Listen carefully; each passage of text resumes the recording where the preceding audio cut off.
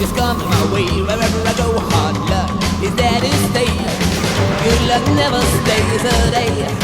Bad luck's always coming my way.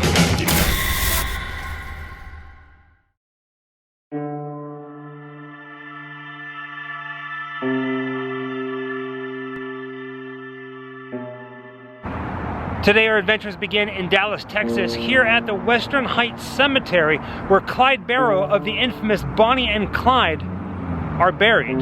Our mission is to travel throughout Texas in the next 2 days and tackle, if you will, all of the locations that are left of the history of Bonnie and Clyde. Things are constantly changing. Things are being torn down and rebuilt, so who knows how long these are gonna last. So for us, this is like a preservation of grim history, dark history in the United States. This should be interesting. Not too far from downtown Dallas, you'll find the Western Heights Cemetery. This is where Clyde Barrow is buried.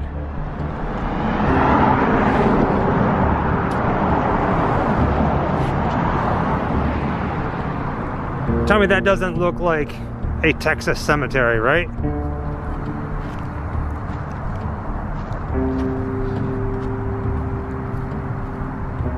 It's been many years since I've been here.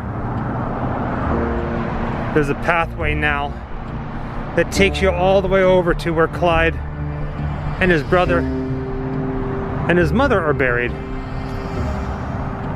And there's also an empty slot, or an empty spot, a plot, that I'll tell you guys about in just a moment.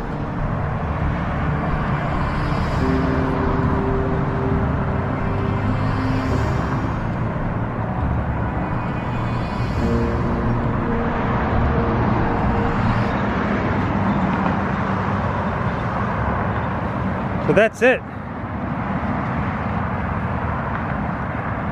The grave of Clyde Barrow, of Bonnie and Clyde. Clyde C., March 24th, 1909 to May 23rd, 1934. Gone, but not forgotten. Buried right next to his brother, Buck Marvin. It is to be hoped that Clyde's younger brother, who is here shown attempting to console his mother, may yet vindicate the name of Barrow and make it stand for something in the community besides crime and murder. It is to be hoped that he will be able to withstand the temptation of easy money and the pleadings of the devil and bring some measure of sunshine and happiness to the lives of his aged parents in their declining. Looks like that's a beer cap, Thirsty Planet. Obviously some flowers, a pumpkin. It's even a bullet, some fruit, and some booze. And the holidays just passed, and you can see some garland hanging in the trees that somebody left. Clyde is buried here with most of his family. The only person that's missing is Bonnie. She's buried on the opposite side of town. Her parents didn't want her buried with Clyde. I mean, considering what happened. But this empty spot, this empty plot right next to Clyde, a lot of people think and wish that somewhere down the line in the future, somebody's going to rethink something and put Bonnie right where she belongs.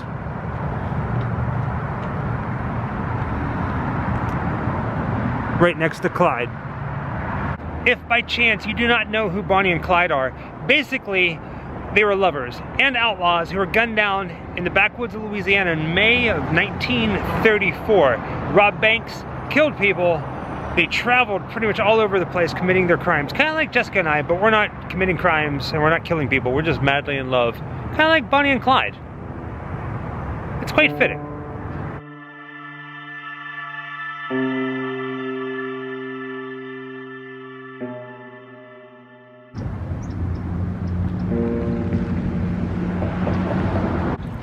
As soon as you enter the cemetery gates, you can see that the road splits off to the left and to the right. To the right, just behind that tree, is the Crown Hill Memorial Mausoleum.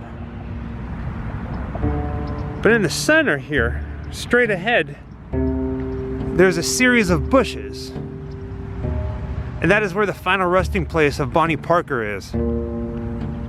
You can see that mausoleum right through the tree and just above that bush. And Bonnie Parker's final resting place is almost hidden entirely from the bush. It says Bonnie Parker, October 1st, 1910 to May 23rd, 1934. As the flowers are all made sweeter, the sunshine and the dew, so this old world is made brighter by the lives of folks like you. All kinds of different things here that people have left, different flowers. It's very pretty. Not as grand as Clyde's though, right? Oh, look at that. Somebody's even left some lipstick. Bonnie's burial was attended only by close friends and relatives, which numbered about 150 people, including her sister, Billie Mace, who is now a prisoner of the law, charged with the killing of 2 state highway patrolmen, of which her sister Bonnie had already been accused. Billie Mace is attended at the funeral by 2 deputy sheriffs and a matron of the jail.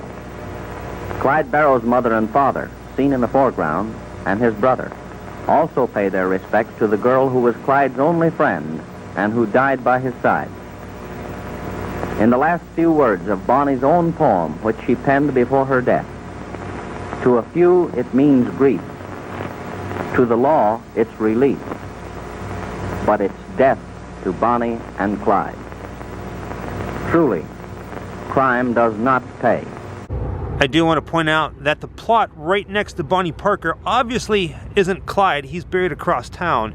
Instead, it is Bonnie's mother, Emma Parker, 1886 to 1944. Her stone says, "In God's care and loving mother." Bonnie and Clyde aren't buried next to each other because of Bonnie's mother's wishes. She didn't approve, obviously, of her relationship with Clyde. So at her request, her daughter was buried in a completely different cemetery on the opposite end of town. But for now, at least until Bonnie is reunited with Clyde, her final resting place is here in Crown Hill Cemetery in Dallas, Texas, beneath that bush.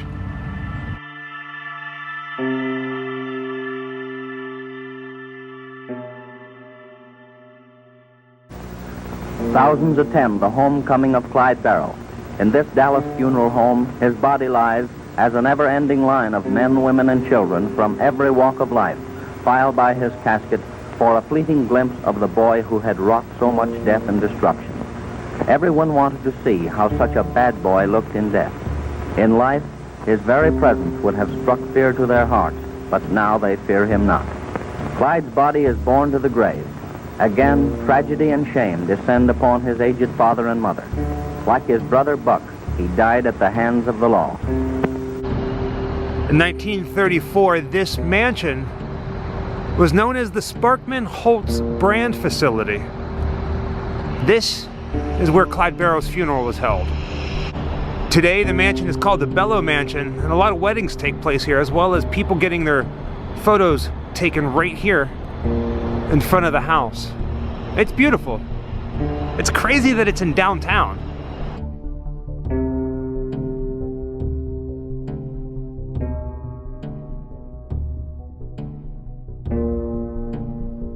But if you really think about it, back in the 20s and 30s, Dallas didn't look like it does today. The big skyscrapers, the downtown, it was a completely different landscape. I really get a kick out of walking these roads of history. And right now we're looking at the front of the Bellow Mansion. And I'm not sure if this back part of it was here back in the 30s.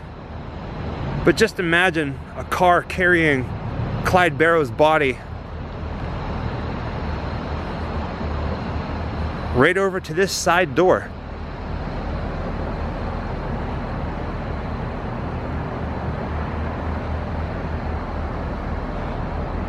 And more than likely taken right through that door right there. Either way, it's pretty surreal standing here where this Texas history happened. Not many people know about this. I mean, they know of Bonnie and Clyde's grave, but I don't know. Grim history, right?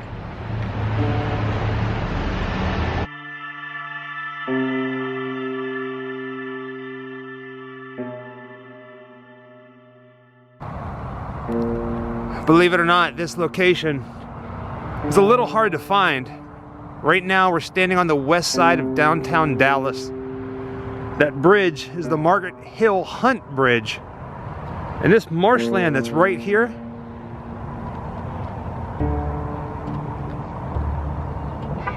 this used to be the Trinity Squatters Camp,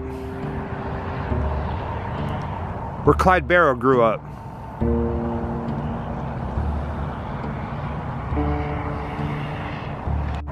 I guess by today's standards, this would be prime real estate this close to downtown with that kind of view. But back when Clyde Barrow was living here with his family, they lived in a tent in the mud. It was nasty, it was dirty. But this, technically, is where Bonnie and Clyde, well, Clyde's story, really began. I can only wonder if Clyde Barrow stood here, or somewhere near where I'm standing right now, and saw his shadow in the sunlight. Back when the Barrows moved here in the 1920s, this land was part of Dallas. The first few months that they moved here, they actually lived under their wagon because they were too poor to buy a tent.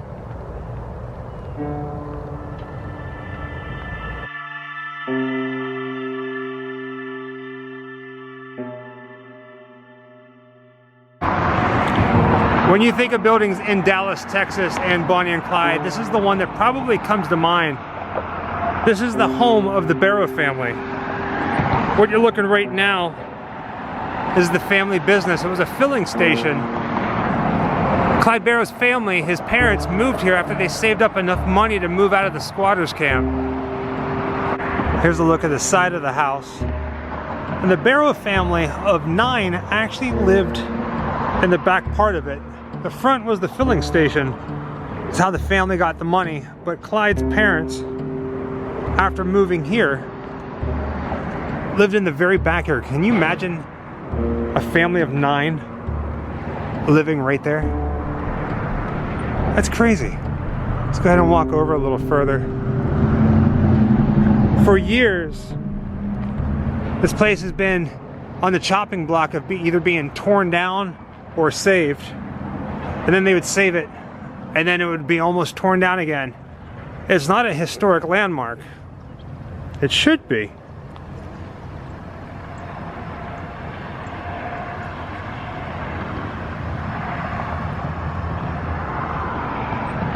But that's it, guys.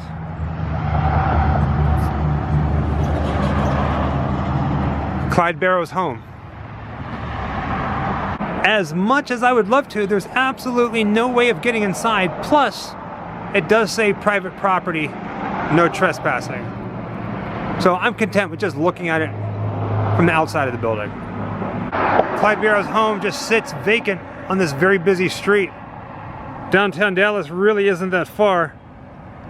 It's just right down that road. You can see that giant white arch. That's downtown.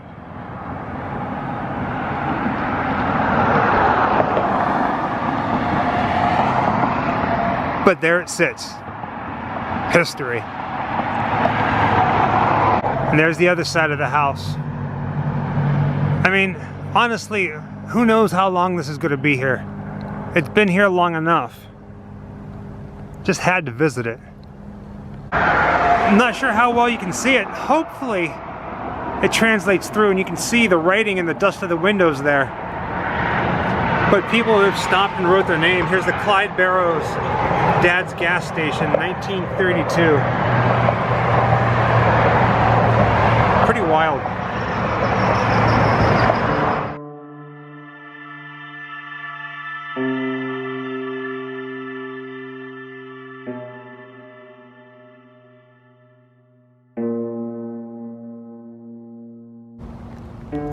A lot has changed over the years, but this building right here, the Sidney Lanier School, was where Clyde Barrow enrolled in the 6th grade for a short time. Ultimately, he dropped out, never attended school again, but he held down a few different jobs And then I was arrested for the very first time at the age of 17. And the rest is history. I highly doubt that whenever Clyde was in school here, that it said Sidney Lanier School like that. I'm guessing that's the auditorium, possibly the gymnasium. But that's how it stands today. I know in the grand scheme of things, where Clyde Barrow went to school is probably not the most significant thing in the history when it comes to the story of Bonnie and Clyde, but at the same time, it is. He was a human being, she was a human being. Every human being that we meet, including ourselves, has a story to tell. And this is theirs. And Grim Life Collective, I felt that it was important to tell it.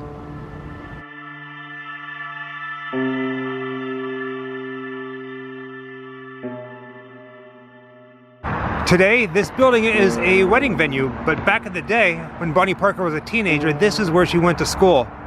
Eagle Ford School District 49. It's a beautiful building, piece of history that's been preserved. Now the old schoolhouse is a wedding venue, but you can see right there, right above that door, it says girls entrance. It's crazy to think that the Bonnie Parker of the infamous Bonnie and Clyde would have went to school here. I mean, it's all different now. Completely redone, repainted. But this is it. Little interesting side note about Bonnie Parker when she did go to school here, back whenever this was the Eagle Ford School. She was a good student from everything that we can find online, but she did have a penchant for bad boys. I mean, look what happened with Bonnie and Clyde. But teachers, people who were close to her, often said that she loved poetry and she aspired to be either a poet or an actress. Completely different than the way things turned out. I couldn't even begin to tell you where inside this building would have been Bonnie's classroom, but it is a small school. On the other side of the building, opposite of the girls' entrance, you guessed it, is the boys' entrance right there. Bonnie Parker wouldn't have used this entrance, of course. I had no idea that they had separate entrances for boys and girls. When we typed in the GPS, we were a little afraid that it was torn down because the GPS led us pretty much right to a Walmart, a Target, and a bunch of other businesses and restaurants. But sitting behind them all is the school. It is a registered landmark, a historic landmark. It says Eagle Ford School, built in 1923. How crazy is that? As I was filming this, the lady who runs this place, it's a wedding venue called the Schoolhouse, she came out and gave me her card and was wondering what I was doing, of course. Very nice lady, and I asked her if she knows anything about, you know, Bonnie and Clyde, Bonnie Parker being here. She said she didn't, but she does know that at one point when they were renovating this school, they found her report card in the basement. I jokingly asked, you know, hey, do you have it framed? Because if they did, I'd want to see it and show it to you guys. She said, sadly, it is not here anymore. So, it's neat.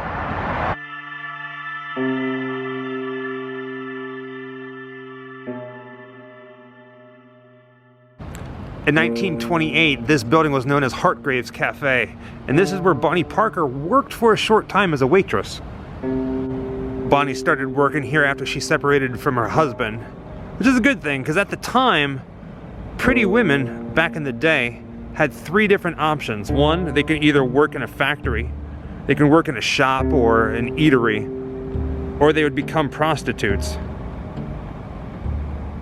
It's neat to just kind of see this place a little rundown. I mean, everything around it is all new and being changed, but this little building is still standing. What's interesting is in 1928, when Bonnie was working here, Clyde was working not too far away, actually just right down the street at a place called the United Mirror and Glass. So who knows?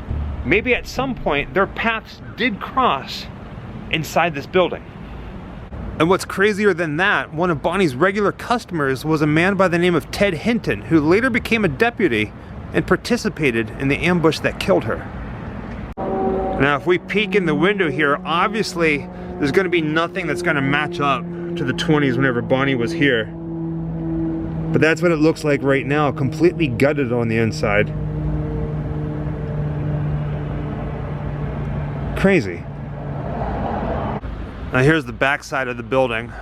And I just noticed this. If you look on the wall, let's see here, right about there, and going all the way down the wall here, it looks like there's arches. Like at some point, there probably was windows. Interesting. See them? Wherever I come, bad luck just comes my way. Wherever I go, hard luck is there to stay. Good luck never stays a day. Bad luck's always coming my way.